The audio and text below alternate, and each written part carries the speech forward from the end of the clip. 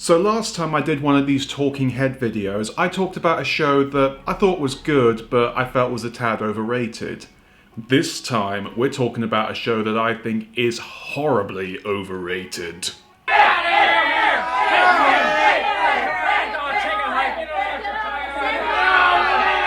No, no, I'm just kidding again. This time I'm actually talking about a show that I totally understand why it's as popular as it is. I am, of course, talking about the Australian cartoon kids show Bluey, which is distributed by the BBC. Bluey is a sort of cartoon show that's on the sort of lines of something like, say, Peppa Pig or Angelina Ballerina, where it's intended for a very, very young demographic. The sort of thing that would be ideal for a kid's first TV show. However, unlike something like, say, Peppa Pig or even Teletubbies, it's completely and totally respectful towards its audience, and it actually treats them almost like mini adults.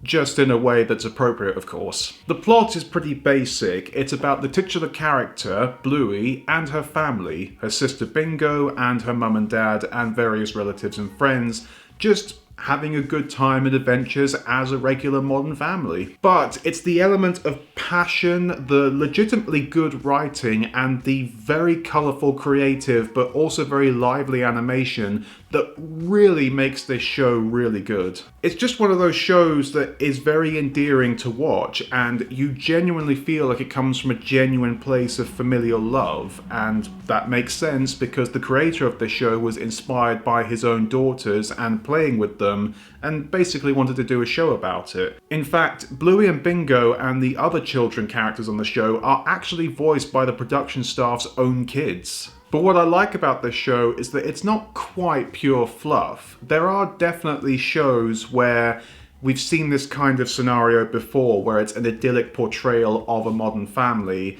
and it feels rather bland and soulless in a way, because let's face it, most modern families aren't as perfect as they display them to be on those shows. Now, I will admit that in some of the early episodes, this show does kind of fall into that same trap. The characters do feel almost cartoonishly perfect as a family, which I was a tad concerned about because regardless of whether you're a good or a bad parent, being a parent is exhausting, and there's going to be many times where you just sit your kids in front of the TV just to get a bit of a break.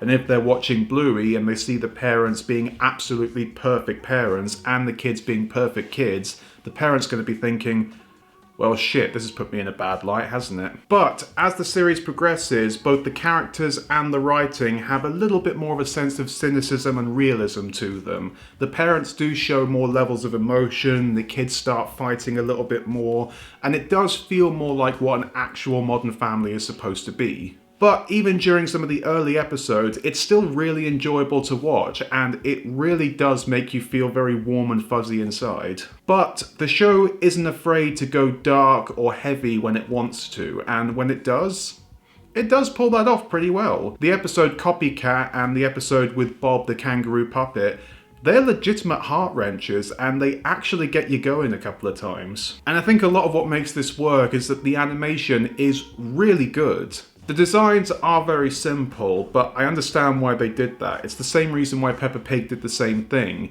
It's so kids can look at this show and think, oh, that's like the drawings that I do in kindergarten. But unlike Peppa Pig, it does feel like there was genuine effort and craft put into this. It's simple looking, but it does also look really nice, which is a really good balance. And the animation itself is very good. It is very energetic, but it also has a very smooth and sense of direction element about it, which I think is perfect for an early kids TV show, because you don't really want to overstimulate them at that age, and it really works very well. The voice acting is also excellent. All the adult actors do a really good job in feeling like they're believable parents, and the kids do a fantastic job. It's really hard to get very young kids to do good performances, whether it's a physical performance or a voice performance, but these kids do an amazing job. You genuinely believe what they're saying, and you don't feel like they're just reading off of a script. You feel like they're actually saying what they're saying, which is very difficult to do, but I really applaud them for that. Like I said before, the kids are voiced by the actual production staff's own children, but they're also not credited, which is fair enough. So I don't know if, similar to Peppa Pig, they get switched out when they get too old to do the voices, but if they do, you don't really notice. I do feel that this is a perfect show to show your really young kids if they really want to watch something, and it's available all over the place, on YouTube, on TikTok, on Disney+, in Netflix in a couple of countries. It's definitely a show that really does help the development of young kids, and it's also really appropriate for adults to watch, if they want to watch it, of course. I will admit, though, that because of growing up in a bit of a rough background, I do have that little bit of a knee-jerk reaction that when I watch something like this, I'm gonna get beaten up at school, which is ridiculous, of course, because I'm not at school, but it is one of those things that you kind of have built into you when you go to a state school in a rough town. But I was able to push past that most of the time, and I genuinely enjoyed this show. It made me laugh a couple of times, and it really made me feel a couple of times, and I'm really glad for that. And I'm also happy that we can see shows that have this kind of demographic in mind that feel like they're actually putting effort in and they respect their audience. I mentioned Peppa Pig and Teletubbies earlier, and both of those shows feel like that they were made with people who probably did put a lot of passion into it, but it feels like they feel that kids aren't anything but just eyes to watch the TV, that they don't have an actual brain. But this show treats kids like what they actually are. They're going to be the future adults of this world, and we should treat them like that. And I really commend them for that, because it's so easy to make a kids show where you just put on a bunch of colours and movement and you don't care. But this show did care, and I really commend them for that. I will admit that outside of a couple of jokes, there's really nothing in this that is explicitly for adults, or at least anything that an adult will get that a child won't get. There are a couple of jokes like that, but they're not very often.